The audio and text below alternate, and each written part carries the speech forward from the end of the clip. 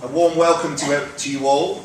I cannot think of a more interesting and relevant subject to be discussing this afternoon than the topic of Russia, as we are about to see the return of a new old president.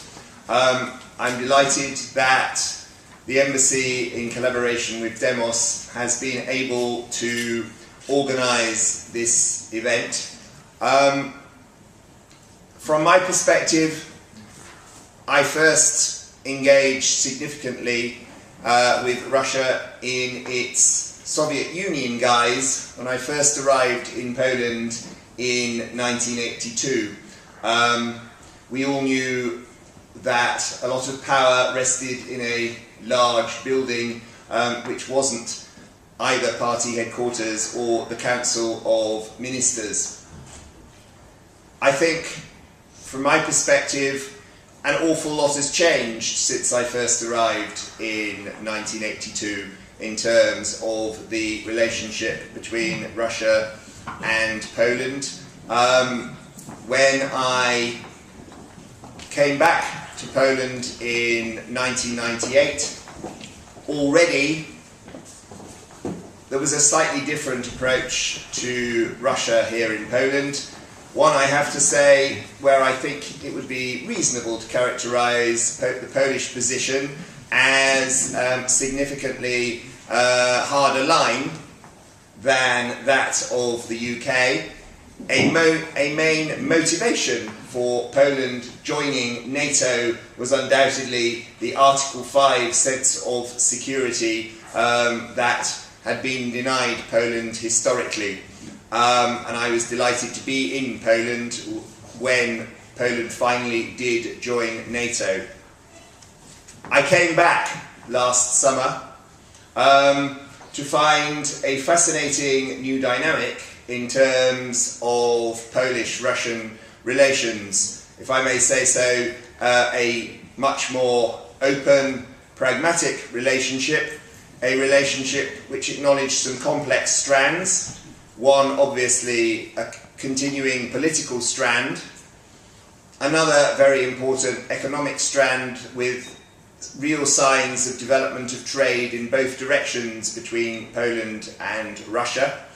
But also a strand which continues day by day, which is the strand of energy, which I think energy and energy security is clearly an enormous issue, not only between Poland and Russia, but between the EU and Russia, and incredibly important to Russia, given very clearly the dependence of Russia on a pretty high oil price for its long-term success. I think too that Britain and Poland share some common experiences in terms of our relationships with Russia. We've always recognised the importance of Russia and the need to do business with Russia in all senses of that word. The Russians are global players, will remain so. They are permanent members of the Security Council. We will disagree quite frequently.